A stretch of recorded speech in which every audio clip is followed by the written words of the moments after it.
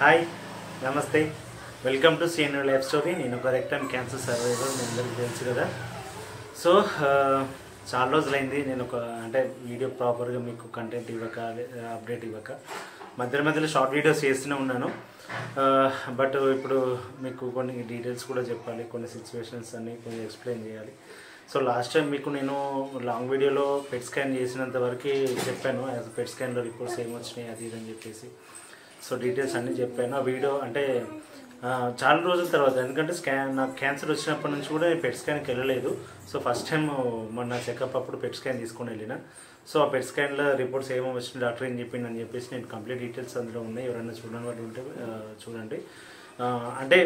Main reason ఏంటంటే యాక్చువల్గా మళ్ళీ క్యాన్సర్ ఏమైనా రిపీట్ అవుతుందా, చెకప్స్ అవన్నీ చేసుకుంటాం కదా. సో అట్లా అందులో అయితే మేజర్ 2 డిఫెక్ట్లు వచ్చినాయి. ఒకటి ఏంటంటే స్టోమా దగ్గర హెర్నియా ప్రాబ్లం వచ్చింది. రెండోదేమో ఇన్ఫెక్షన్ మోషన్ ప్యాంట్ దగ్గర, అంటే ఇంకా డిశ్చార్జ్ అవుతుందని చెప్పాను కదా. సో అది మోషన్ ప్యాంట్ నుంచి ఇంకా కారుతుందని చెప్పాను కదా. సో అది దానికి సంబంధించిన ఇన్ఫెక్షన్స్ ఒకటి 2 డిఫెక్ట్లు వచ్చినాయి. సో మీకు డీటెయిల్గా ఎక్స్ప్లెయిన్ చేయలేదు. దాంట్లో అసలు ఏమైంది అంటే, ఇప్పుడు హెర్నియా ప్రాబ్లం ఏంటంటే స్టోమా బ్యాగ్ ఉంది కదా. నేను ఇంతకుముందు అప్పుడప్పుడు నేను స్టోమా బ్యాగ్ చూపిస్తున్నప్పుడు అబ్జర్వ్ చేశారో లేదో, ఆ స్టోమా బ్యాగ్ చుట్టూ పొట్ట కొంచెం ఉబ్బినట్టుగా ఉంటుంది. సో అది హెర్నియా ప్రాబ్లం స్టార్ట్ అయిందని అర్థం. యాక్చువల్గా ఏంటంటే, మీకు హెర్నియా అంటే ఐడియా ఉందో లేదో, కడుపులోంచి పేగు బయటికి ఫోర్స్ఫుల్గా బయటికి రావడం, ఇదంతా ఉబ్బిపోవడం అట్లాంటిది. దానివల్ల ప్రాబ్లం దాన్ని హెర్నియా అంటారు. సో అట్లా నాకు కూడా ప్రాబ్లం స్టార్ట్ అయిందని అన్నారు. అయితే అలా యాక్చువల్గా మీరు చూడలేదు కదా, మీకు చూపిస్తా, కొంచెం అర్థం అవుతుంది కదా. ప్రాపర్గా దీనికి బెల్ట్ కూడా వాడతాము. హెర్నియా బెల్ట్ నేను ఇంతకుముందు జాగింగ్కి వెళ్తేప్పుడు పెట్టుకుంటాను కదా అది. సో ఇప్పుడు ఇది సో మీకు అబ్జర్వ్ చేస్తే తెలుస్తుంది, కొంచెం హైట్ ఉంది కదా, ఇదంతా హైటు. సో ఇది హెర్నియా ప్రాబ్లం. సో దీనికి సొల్యూషన్ ఏంటి అని అడిగాను. అప్పటి డాక్టర్ని కూడా అడిగాను, ఆ రోజు అడిగాను. సర్జరీ ఏమైనా ఉంటుంది, అసలు సర్జరీ చేద్దామా అని చెప్పేసి, చేస్తారా అని చెప్పేసి అడిగాను.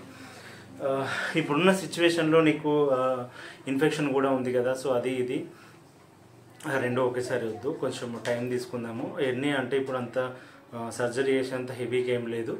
సో అది టైం తీసుకుందాం, ఎంత అర్జెంట్ ఏం అవసరం లేదన్నారు. బట్ నాకు తెలిసి కంపల్సరీ సర్జరీ అయితే అవసరం వచ్చేటట్టే ఉంది వాళ్ళు చెప్పిన దాని ప్రకారం అయితే. సో ఇప్పుడు అవుతుంది అని చెప్పేసి చెప్పలేము. దాన్ని మళ్ళీ సెట్ చేసి అట్లా దాన్ని పేగును దాన్ని చుట్టూ సెట్ చేసి మళ్ళీ దానికి ఒక ఫిల్టర్ లాగా వేస్తారంట, మళ్ళీ ఇట్లా కాకుండా ఉండడానికి. ఒక స్ట్రా అట్లా అడ్డుకట్లాగా, బయట అట్లా మళ్ళీ పేగు కానీ ఆ ఏరియా కానీ ఉబ్బకుండా అట్లా చేస్తారంట. సో అది దాంట్లో 2 రకాలు ఉంటాయి. ఒకటేమో ఓపెన్ సర్జరీ, కోసి చేస్తారు. ఇంకోటేమో లాప్రోస్కోపిక్, నాకు ఇంతకుముందు క్యాన్సర్ సర్జరీ చేసినట్టుగా. ఇది క్యాన్సర్ అంత మేజర్ సర్జరీ అయితే కాదు, బట్ ప్రాబ్లం అయితే ఉంటుంది కంపల్సరీ. సో సెకండ్ ఏంటంటే ఇన్ఫెక్షన్ గురించి. సో అది యాక్చువల్గా వాళ్ళు ఏమని చెప్తున్నారంటే, లాస్ట్ టైం వచ్చిన పెట్ స్కాన్ రిపోర్ట్లో దాన్ని క్యాన్సర్ అని కన్ఫర్మ్ చేయలేకపోయారు. క్యాన్సర్ అవునని కన్ఫర్మ్ చేయలేకపోయారు, కాదని కూడా చెప్పలేదు. ఎట్లా ఇప్పుడు ఆ ఇన్ఫెక్షన్ ఉన్నప్పుడు అది కొంచెం వాళ్ళకి అట్లా డిఫెక్ట్గానే చూపిస్తుందంట. వాళ్ళు ఏమన్నారంటే, ఇంకా ఫర్దర్గా ఇంకా డీటెయిల్గా నీకు కావాలి అంటే బయాప్సీకి వెళ్ళాల్సి వస్తుంది అన్నారు. సో నేను మీకు ఇంతకుముందు కూడా చెప్పాను, నేను లాస్ట్ టైం విజిట్కి వెళ్ళినప్పుడు కూడా వాళ్ళు బయాప్సీకి చేద్దామని చెప్పేసి అన్నారు. ఎందుకంటే వాళ్ళకి ఇట్లా ఇంకా డిశ్చార్జ్ అవుతుందంటే ఏదో ప్రాబ్లం ఉందేమో అని చెప్పేసి. సో అప్పుడు నేను అడ్మిట్ కూడా అయ్యాను యాక్చువల్గా, ఎందుకంటే అది కొంచెం కాస్ట్లీ ప్రాసెస్ కూడా. అందులో 2 రకాలు ఉంటాయంట అనస్థీషియాని బట్టి, లోకల్ అనస్థీషియా ఇంకేదో చెప్పారు. సో అట్లా కాస్ట్ కూడా ఇంచుమించు 30,000 వరకు అట్లా అవుతుందని చెప్పారు. మత్తిచ్చి శాంపిల్ తీసి దాన్ని బయాప్సీ చేయడము. సో అది చేయాల్సి వస్తుంది అని అన్నారు. బట్ ఏదైనా నాకు తెలిసి అంత సీరియస్ అయితే కాలేదు కానీ, బట్ మీ ఇష్యూ అయితే ఉంది, చూడాలి. సో అది కూడా రెక్టిఫై చేసుకోవాలి. తిరుగుతున్నాను. యాక్చువల్గా ఏమవుతుందంటే, ఈ 4-5 డేస్ నుంచి ఈ 10 డేస్ నుంచి అసలు వీడియో ప్రాపర్గా వేయకపోవడం రీజన్ ఏంటంటే, సో ఇంట్లో చాలా రోజుల నుంచి ఈ విషయం చెప్దాం అనుకున్నాను. నేను ఇంతకుముందు ఒకసారి ఒక షార్ట్ వీడియోలో మా అన్నయ్య గురించి చెప్పాను. ఆయన కూడా కొంచెం హెల్త్ బాగాలేదు, ఇట్లా ఉన్నారని చెప్పేసి. సో ఆయనకి కొంచెం బాగా సివియర్ అయిపోయింది, చాలా ఇబ్బంది పడుతున్నాడు బాగా. అది అంటే అన్నయ్యకి ఇష్టం లేదు యాక్చువల్గా తను, అందుకే నేను ఈ వీడియోస్లో రివీల్ చేయట్లేదు అన్నయ్యని ఎప్పుడు. ఎందుకు నువ్వే ఇంత సఫర్ అవుతున్నప్పుడు మళ్ళీ నాది కూడా చెప్పడం అది నాకు వద్దు అన్నట్టుగా ఆయన అన్నారు. సో అందుకే ఆయన హెల్త్ అప్డేట్ నేను ఎక్కడ ఇవ్వలేదు. సో ఎస్టర్డే నైట్ కూడా ఆయన హాస్పిటల్కి వెళ్ళి కొంచెం ఇంకా హాస్పిటల్లో ఉన్నారు, సఫర్ అవుతున్నారు. సో చూడాలి, ఎందుకంటే ఇప్పుడు నాకు అన్నయ్య సపోర్ట్గా అట్లా అంటే ఉంటాం కదా, అన్నయ్యనే ఇప్పుడు కొంచెం అట్లా అయ్యేసరికి కొంచెం బాగా అన్కంఫర్ట్గా ఉంది ఇంట్లో అందరికీ. ఇంకో విషయం ఏమంటే యాక్చువల్గా నేను అన్నయ్య ఇద్దరమే ఇంట్లో. అన్నయ్యకి 3 పిల్లలు, 2 చిన్నపిల్లలు, ఇద్దరు అబ్బాయిలు, ఒక పాప. సో యాక్చువల్గా ఇంట్లో నేను అన్నయ్య ఉన్నప్పుడు అమ్మ నాన్న కొంచెం ఓల్డ్ అయిపోయారు, వాళ్ళు కొంచెం పెద్దవాళ్ళు అయిపోయారు, వాళ్ళకి ఓపిక ఉండట్లేదు. మరి ఎందుకని చేస్తారు, వాళ్ళంతా వ్యవసాయం చేసి మొత్తం వీక్ అయిపోయారు. ఇప్పుడు కొంచెం సెట్ అయ్యే టైంకి వాళ్ళకి మేము హెల్ప్ చేసి ఇట్లా అయ్యే టైంకి సడన్గా మేము ఇట్లా అవ్వడం అనేది చాలా అంటే ఊహించుకోవడానికి చాలా కొంచెం పెయిన్ఫుల్ అనిపిస్తుంది. ఎందుకంటే నాకు అనిపించేది, నేను కొన్ని రోజులు ఈ క్యాన్సర్ వచ్చే ముందు వరకు కూడా సో ఎట్లయినా సెట్ చేసుకొని అమ్మ వాళ్ళని తీసుకొచ్చుకోవాలి, లేకపోతే ఏదైనా కొంచెం సెట్ చేయాలి అని చెప్పేసి.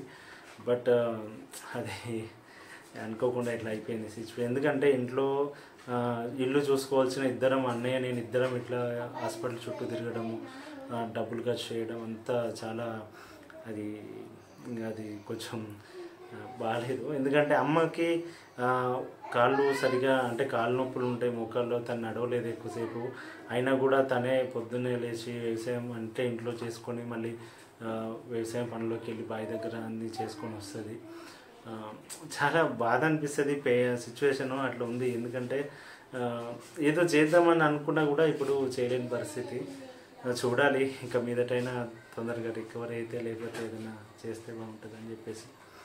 అంటే ఇప్పుడు నా సిచ్యువేషన్లో అయితే ఇప్పుడు హెర్నియా ప్రాబ్లం ఏంటంటే డాక్టర్లు మేజర్గా చెప్పిన రీజన్ ఏంటంటే, నీకు ఇట్లా కావడం రీజన్ ఏంటంటే వెయిట్లు లేపడము, కొంచెం దానివల్ల వెయిట్స్ ఎక్కువ లేపడం, ఇప్పుడున్న ఈ సర్జరీకి వెయిట్స్ ఎక్కువ లేపడం అట్లాంటివి చేసినందువల్ల వచ్చినట్టుంది ఇది. సో ఇక మీద కూడా నువ్వు ఎక్కువ అసలు వెయిట్ లేపొద్దు, కొంచెం జాగ్రత్తగా ఉండు అని చెప్పేసి చెప్పారు. అంటే ఫోర్స్ ఎక్కువ ఈ స్టమక్ మీద ఈ ఏరియాలో ఎక్కువ ఫోర్స్ పడ్డప్పుడు ఇట్లాంటివి జరుగుతాయంట. సో చూద్దాం, ఏదైతే ఉంది ఫేస్ చేయాల్సిందే, తప్పదు. ఓకే, ఇవన్నీ ఇంకా చెప్పుకుంటూ పోతే చాలా ఉంటాయి. ఎందుకంటే లంబచోడ ప్రాబ్లమ్స్ కానీ ప్రతిదీ చెప్పుకుంటూ పోతే మీకు కూడా ఏంట్రా బాబు ఈ సినిమా కష్టాలాగా ఉన్నాయన్నంత అది వస్తుంది. సో చూద్దాం, వెయిటింగ్ ఫర్ మంచి రోజులు. ఇంకా ఇప్పటివరకే ఛానల్ సబ్స్క్రైబ్ చేసుకునే వాళ్ళు ఎవరంటే ప్లీజ్ సబ్స్క్రైబ్ చేసుకోండి. వీడియో చూస్తున్నప్పుడు ప్లీజ్ లైక్ చేయడం మర్చిపోవద్దు. ఇంకా కొంచెం కంటెంట్ వీడియోస్తోనే చేద్దామని అనుకుంటున్నాను, బట్ ఆ సిచ్యువేషన్స్ వల్ల కొన్నిసార్లు డిలే అవుతుంది, అవ్వట్లేదు. డైలీ బ్లాగ్స్ చేద్దామంటే అస్సలు ఉన్న సిచ్యువేషన్స్కి మైండ్ సెట్కి సెట్ అవ్వట్లేదు, అంత ప్రొఫెషనల్గా చేయలేకపోతున్నాను. ఎందుకంటే అంత ప్రొఫెషనల్ యూట్యూబర్ కాదు కదా. సో ఓకే అండి, వీడియో నచ్చితే లైక్ చేయండి. ఉంటాను, నేను మీ శ్రీనివాస్.